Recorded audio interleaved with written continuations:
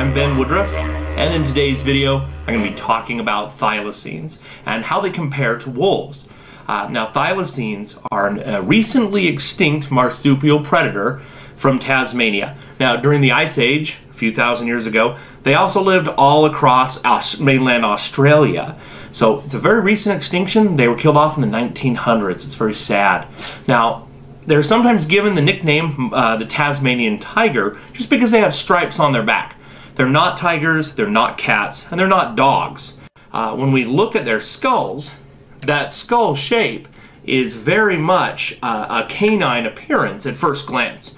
And if we take a comparison here to a coyote, you can see these two skulls have a lot in common.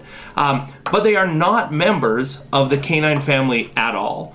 Canines are placental mammals. A thylacine is a marsupial. They're actually closely related to the Tasmanian devil. Tasmanian devils are a lot smaller, but they're feisty and they're powerful predators. With the thylacine extinct, the Tasmanian devil is now the largest marsupial predator left alive on our planet. Thylacines started off looking a lot more like a Tasmanian devil. They were squat, they had a short, powerful neck, a short, stout face, stumpy legs, short, powerful hunters, kind of like a badger, but even more squat. In mainland Australia, there used to be vast forests pretty much over the entire continent.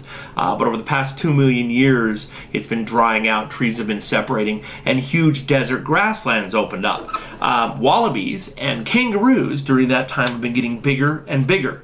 The bigger you are, the larger digestive tract you have, the more nutrients you can derive from the grasses that you are eating. And so kangaroos and wallabies got bigger. They think of them as the antelope or the deer of Australia. And so a predator to take advantage, remember there's no waste in nature, so a predator to take advantage of that needs to be bigger and faster than something like a Tasmanian devil. And so that's where the thylacine family line came from. And they ended up becoming basically the wolves of Australia. Now in nature, what we see is that this happens quite a lot. There's open grasslands where you have something like gazelles in Africa, antelope in North America, kangaroos in Australia, these medium-sized grazers.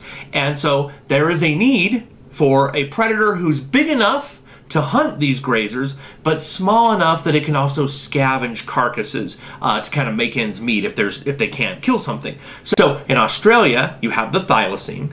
In North America, you have the coyote. And in Africa, you have the jackal. Now, they're built almost entirely the same, but none of them are closely related. If we take a look at these first, let's take a look at the coyote. So coyotes, they'll hunt prey as small as a mouse to as large as an antelope or a deer, and they will scavenge. Take a look at their body shape, their ears, their face. They're a true canine, but take a look at their legs. Their legs are much longer, especially in back. The front legs are very long, and the back feet from the heel down are very long. This helps them jump and sprint. Now let's take a look at a jackal. Jackals are from Africa, and you take a look at this jackal, very similar build. Extremely long front legs, and the back legs from the heel down are long and good for jumping, sprinting, and fast running. Now let's take a look at the thylacine. The thylacine, remember, is not coming from a canine form. It's coming from something that looks more like a Tasmanian devil. And then you have to go from that to something coyote shaped. Well, they're still different. If you take a look at the neck, it's a lot chunkier. The front legs are much shorter and stouter. And the back feet from the heel down are tiny. Because remember, this is an animal who's coming from the Tasmanian devil family. So the thylacines were nowhere near as fast as a coyote or a jackal. They're built similar because of a similar way of life. We call that convergent evolution, where unrelated species develop similar traits because of a similar way of life. Another thing we watch for as well when we're looking at these animals, take a look at the base of the tail. On a coyote, the tail is normal, has a regular base, just like you would expect a tail to be. Same thing on the jackal. But remember, the thylacine is a marsupial with a pouch. So when you look at the base of the tail, the back legs just morph in to the tail itself. It's a very different shape. I hope you enjoyed this video learning more about thylacines and what they have in common with canines and what's unique about them. If you'd like to learn more about other extinct animals, check out my YouTube channel.